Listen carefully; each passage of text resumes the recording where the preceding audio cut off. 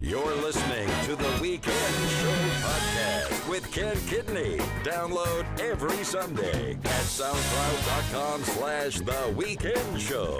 I've got sweets in my house from Halloween because no kiddies came whatsoever. Is there anyone in this building?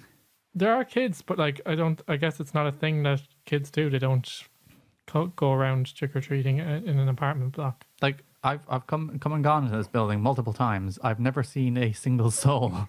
Yeah, I think it was like 2 or 3 months that I saw any of our neighbors. Ooh. So you don't have any block parties? No. We're not like, we didn't have anyone calling over with a chicken noodle casserole or anything like that. That's disappointing. I know. These people aren't very neighborly. The people next door have a baby, so perhaps they're focused on their baby. Babies are terrible though. How selfish of them. Does it ever like cry and you can hear it? Yes. Do you punt it off a balcony? No. That's a reasonable thing to do to babies. Babies are annoying.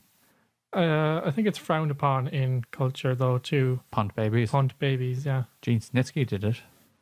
That's a very obscure reference for most of our listeners. It is. Look that up. Look up Gene Snitsky punting a baby. Or just Snitsky, as he was known at the time. Snitsky punting baby. He got good height in that baby, in fairness. He really did. But yeah, punting babies. Maybe if you punted them into a pile of marshmallows. I think the punting would still do a considerable amount of damage. Yeah. The active punt, it's not the fall that kills you. What if you just like punt them gently and they fall into it? That might work. Or if you just threw them high in the air into the pile of marshmallows. Though realistically, I'd eat the pile of marshmallows before the baby would land.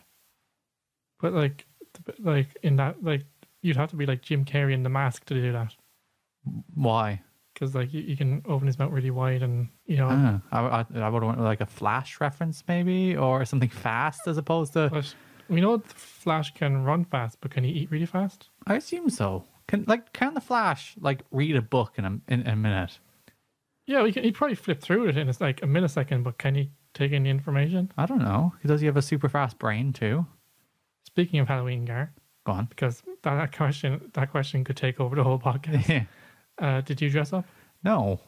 Why not? I had a panda hat. I wore a panda hat on Halloween, so technically I did. So you were a panda. I was a panda, George the panda. Did you greet trick-or-treaters? Pandas are very lonely creatures, so there was a kind of a natural transition for me. No. So you didn't? Did you get any? I think there were like 3 bunches. That's yeah. It's more in recent years. They ran through most of the Mars bars and the Smarties. Yeah. But there were some Twixes and lollipops left. I deliberately designed it that way because Smarties and Mars bars, Twixes are solid. I like Mars bars more than Twixes. Really? I was like, I'm going to move for a Twix.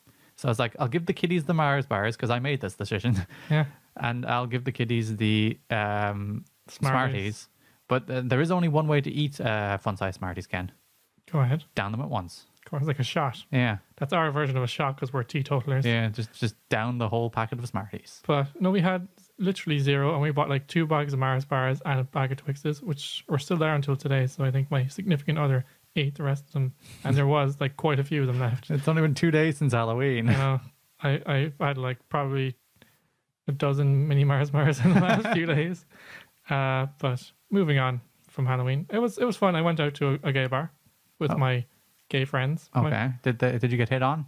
I did by a creepy old gay man. Oh no! He's one of those guys. That's not even flattering. Kind of middle aged, and he's just kind of. But like, and my friend who was dressed as the gay agenda. What? He had.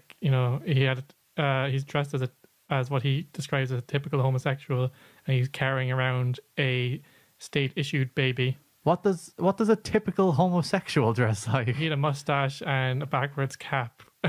Okay. I don't know. So it's some kind of hipster pedophile then. Something like that. Yeah, that's probably more what he looked like. Yeah.